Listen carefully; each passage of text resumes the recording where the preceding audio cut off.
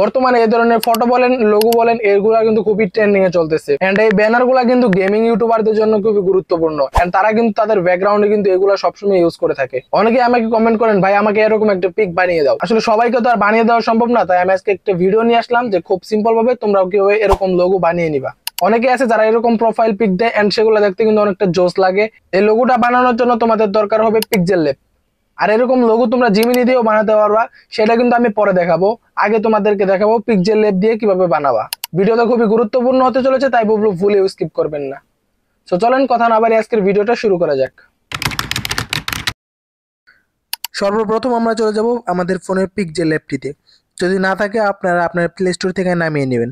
তারপর এখান থেকে আমরা উপরে যে টেক্সট লেয়ারটা থাকবে সেটাকে আমরা ডিলিট করে দিব। তারপর প্লাস আইকনে ক্লিক করে আমরা এখান থেকে গ্যালারি থেকে আমরা একটা ব্যানার নিয়ে নিব। যে ব্যানারটা আমার টেলিগ্রাম চ্যানেলে দেওয়া আছে, আপনারা চাইলে কিন্তু সেখান থেকে নিতে পারেন। টেলিগ্রাম চ্যানেলের লিঙ্ক আমার ভিডিওর ডেসক্রিপশনে দেওয়া আছে। এখান থেকে আমরা আমাদের এই লোগোটা, এই ব্যানারটাকে কিন্তু আমরা ফুল স্ক্রিন করে দেব। ফুল স্ক্রিন করা হয়ে গেলে এখান থেকে আমরা আমাদের একটা ফটো নিব।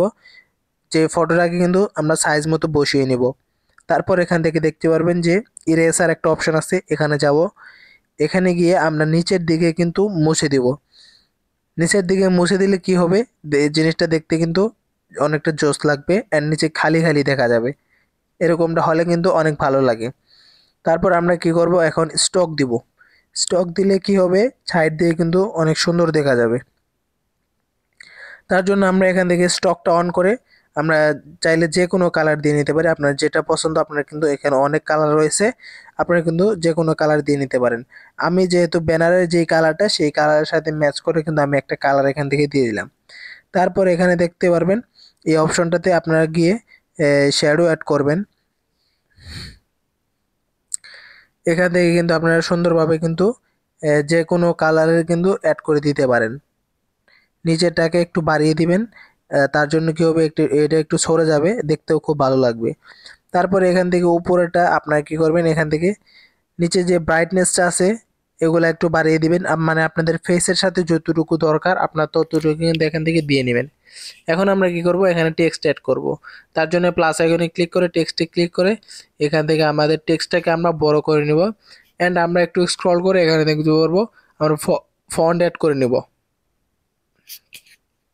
এখানে অসংখ্য ফন্ট রয়েছে, আপনার যেটা পছন্দ হবে সেই ধরনের কিন্তু একটা ফন্ট এখানে দিয়ে দিবেন। তারপর এখন আমরা ফন্টের একটু স্টাইল করব। আবার এখান থেকে গিয়ে স্টকে গিয়ে আমরা স্টকের কালারটা ব্ল্যাক করে দেব। তারপর এখান থেকে আমরা এই অপশনটাকে অন করে দিলে কি হবে, নিচের যে কালো অপশনটা আছে সেটা একটু বেশি হয়ে যাবে অ্যান্ড এটা কিন্তু লেখাটা স্পষ্ট বোঝা যাবে এই জন্য। এখন আমরা কালার সিলেক্ট করে দেব। এখানে অসংখ্য কালার রয়েছে, আপনারা চাইলে কিন্তু যে কোনো কালার এখান থেকে দিয়ে নিতে পারেন। আমরা চাচ্ছি যে এটার সাথে একটু ম্যাচ করে একটা কালার দিয়ে নিব। তার জন্য যে একটা কালার নিয়ে আমরা এখানে আমাদের টেক্সটটাকে কিন্তু সুন্দর মতো বসিয়ে নিব। তারপর কি হয়, অনেক সময় হয় যে একটা লেয়ার কাজ করতে গেলে আরেকটা লেয়ার নাড়াচাড়া করে। যদি এটা হয় তাহলে কি করবেন, ওই লক অপশন আছে, আপনারা কিন্তু লকের মতো এগুলাতে সিলেক্ট করে রাখবেন, লক অন করে রাখবেন। তাহলে কিন্তু শুধু আপনি যেটা লক সাইডে রাখবেন সেটাই কিন্তু আপনার অন হবে, মানে নড়াচড়া করবে। অন্য কোনো লেয়ার কিন্তু নড়াচড়া করবে না। সো আমরা কি করব, উপরে আরেকটা কিন্তু টেক্সট অ্যাড করে দিলাম যে আমাদের উপরে রাখবো।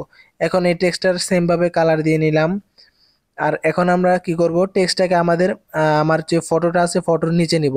তার জন্য কি করব, এই দেখবে সাইডে যে থ্রি ডট অপশন আছে, এই লেখার থ্রি ডটে গিয়ে একদম নিচের দিকে নিয়ে আসবো। আমার ফটোর নিচের লেয়ারে কিন্তু নিয়ে আসলাম। এখন দেখতে পাচ্ছেন আমাদের লেখাটা কিন্তু আমাদের ফটোর নিচে গিয়েছে অ্যান্ড দেখতে কিন্তু অনেকটাই ভালো লাগতেছে।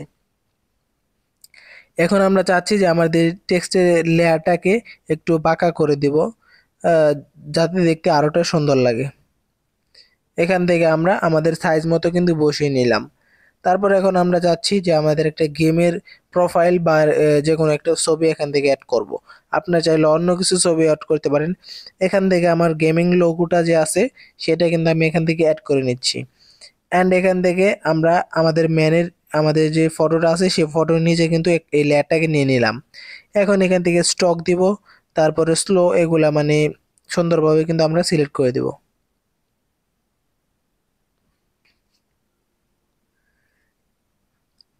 এগুলো আপনাদের মন মতো দিয়ে নেবেন, একটু কাস্টমাইজ করে নেবেন। তারপর এখান থেকে আমরা চাচ্ছি 3D একটু রোটেট করব, মানে একটু বাঁকিয়ে দিলে কি জিনিসটা কিন্তু অনেকটা ভালো লাগতেছে। আপনাদের যতটুকু প্রয়োজন আপনাদের কিন্তু মন মতো দিয়ে নেবেন।